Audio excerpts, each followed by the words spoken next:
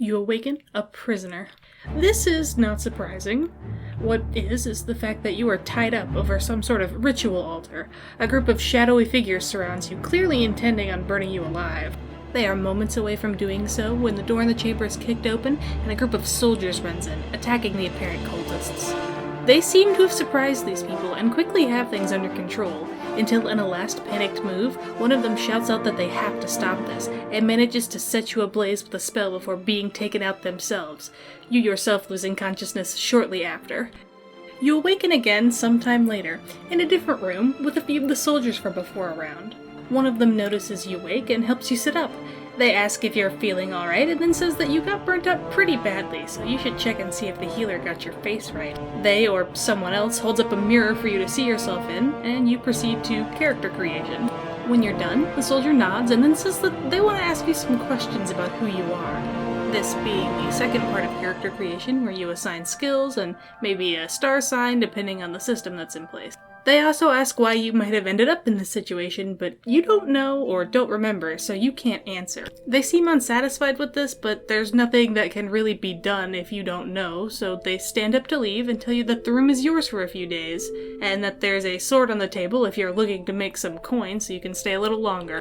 Then they say that if you remember anything else, to come find them at some in-game location. I don't know, the game doesn't exist yet. Then they just leave. The character can ask them to wait and try and get a little more information from them, but otherwise, they're gone. If the player does ask for more information, the person who helped you comments that whatever happened must have messed with your head, but explains that they're part of something called the Order of the Candle, basically the guard force of the Hammerfell city of Sentinel.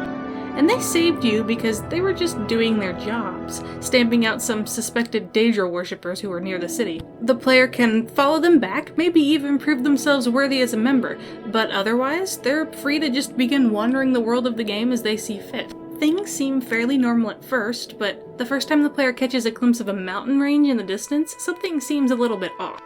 There are lava flows, hundreds of them pouring down at least one, if not all, of these mountains. Then, when night falls, comes the next oddity. Secunda, the smaller moon, rises like normal. Then a little behind it comes what looks almost like a second sun.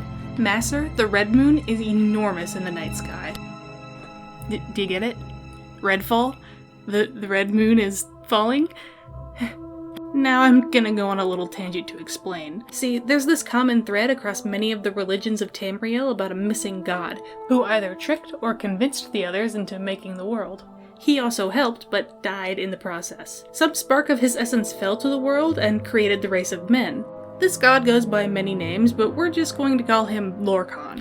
Now there's a skill book that was in Morrowind, Oblivion, Skyrim, and the Elder Scrolls Online called The Lunar Lorkhan, and in it is the theory that the two moons in the sky are actually pieces of Lorkhan's body that mortals are simply interpreting as moons when they look at them. So this is not just a moon falling, but the actual physical corpse of a god possibly crashing into the world, which as you can imagine would have some problems, one of which being those volcanoes. Secondary tangent. Did you know Red Mountain, the big volcano in the middle of Morrowind, was formed when the other gods got pissed at Lorkhan for tricking them, ripped out his heart, tied it to an arrow, and shot it into the ocean? Red Mountain formed around where it landed. The presence of that heart led to the world being stable enough that the other gods could leave the world without it just unraveling. This event is something called the Convention. In Skyrim and its DLC Solstheim, we learned that Red Mountain has erupted, and these strange things called Heartstones have started to appear around where this has happened. We don't actually have very much lore about them, but they're named after hearts, and Red Mountain is tied to Lorkhan's heart, so... This and various other disasters have started to happen after the Nerevarine disappeared the heart at the end of Morrowind. So the heart that kept the world stable is now gone. You might begin to see how that would become a problem. All that to say that those volcanoes, they're happening because Lorkhan's heart is gone and the world is starting to unravel a bit. But also just straight up because of the gravitational forces of a moon/body being so much closer to the world that it's messing with the geologic activity. But the player doesn't know any of this yet. They do Elder Scrolls things, exploring around, getting loot, doing side quests.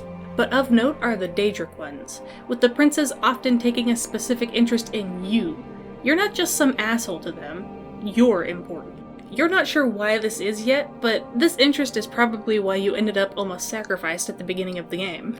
As they explore, the player comes to feel this general sense of dread in the world. A lot of people think the end of the world is coming. NPCs will offer up their theories as to what's going on, and most people think that the religious folks have the right idea. Whether that idea is about saving people or about getting to go to a cool place once you're dead. But as in Skyrim, there's a religious divide here, and this one's a little bit more extreme than just about whether or not we want to worship Talos. There are two main political factions in Hammerfell, the Forebears and the Crowns. See, the Redguards came to Cyrodiil when their original continent sank, or in their mythology was devoured by a certain god. We'll get back to him later. The Forebears were the first to arrive, and after doing some light conquering, they settled down and more or less integrated with the people living there, worshipping most, but not all, of the same gods. The Crowns came a little later, and they didn't want to worship these new gods, so they stuck to what they had been worshipping back home. The Forebears traditionally supported the Empire, while the Crowns traditionally did not.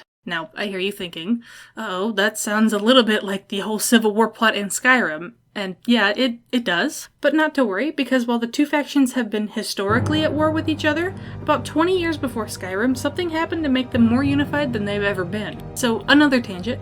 When the Empire and the Old Merry Dominion signed the White Gold Concordat that ended a long war between them, one of the terms was that the Dominion would gain control of part of Hammerfell. Hammerfell refused this, and the Empire, not wanting to get dragged back into another war, basically renounced them, and said that if they wanted to fight, they could, but they would have to do it alone. And they did. The Empire's decision bred a lot of bad will from the people of Hammerfell, and the Crowns and the Forebears fought together for the first time in over 1,500 years to stop the Aldmeri invasion. And because the people of Hammerfell are just such good, amazing fighters, they actually won. Though parts of Hammerfell were now in ruins, the nation was now independent from both the Empire and the Dominion. And those religions, both the traditional and the Empire-influenced, remain as they were without any Aldmeri meddling. Which means we get both Talos and Tall Papa.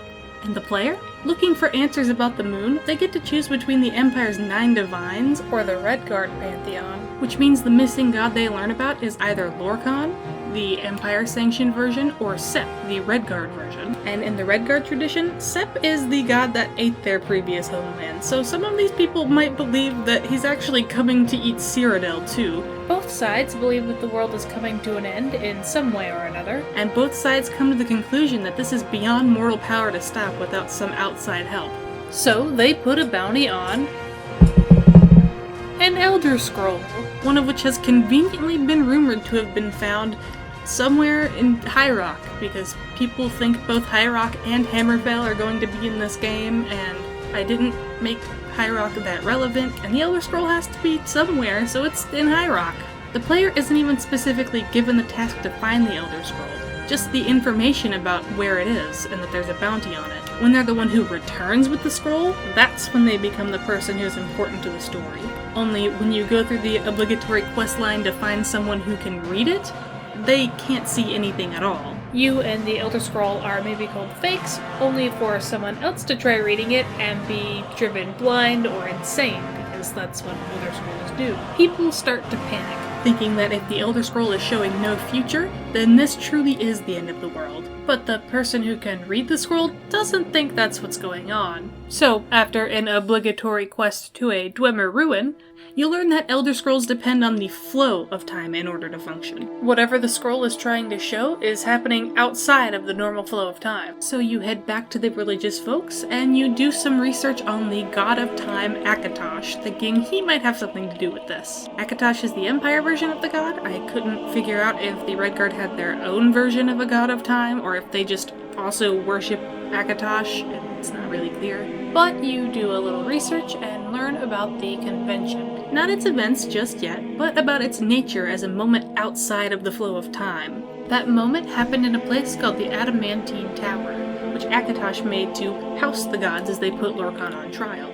That tower is still around, and these days it's called the Rennie Tower. As you make your way there, you find that the clan it's now named after is still living there, and they're like a family of powerful, kinda eccentric wizards. Now, you have to convince them to let you into their tower. And then once you're in, you have to get more information from them about whatever time-related things might be here. Eventually, through running errands to gain their trust, or by just being so very charming, you do get that information. You learn about something they keep in the tower called the Zero Stone. They hold this thing in pretty high esteem and don't want to let you near it just yet, but one of them promises to look into it further for you since they also don't want to die to a big red moon. In the meantime, your Elder Scroll reading friend suggests that maybe you try and get the attention of one of the gods who is at the convention and try and get some more information from them. That leaves the player with a pretty reasonable amount of choice for the next step, since there's quite a few gods in both pantheons. So you head back to the religious folks again, and with their help get the notice of a god and convince them that this moon thing really needs their attention. You could even go get some help from a Daedra if you're feeling kinda spicy. Once convinced, the god of choice invites you to come to the convention and explain it to everyone there yourself. So you go back to the Dureni Tower, to where the Zero Stone is, and when you touch it, whether the wizards approve or not, you are transported to a moment outside of time, to the convention itself. When you arrive, you find yourself surrounded by gods both that you know and that you've never heard of or seen before. The other gods are shocked at your arrival, but you're given a chance to explain what's going on. You tell them all about how the moon, Lorkhan's body, is about to crash into the world, potentially destroying it. And since this moment is outside of time, Lorkhan may even be there to hear this himself.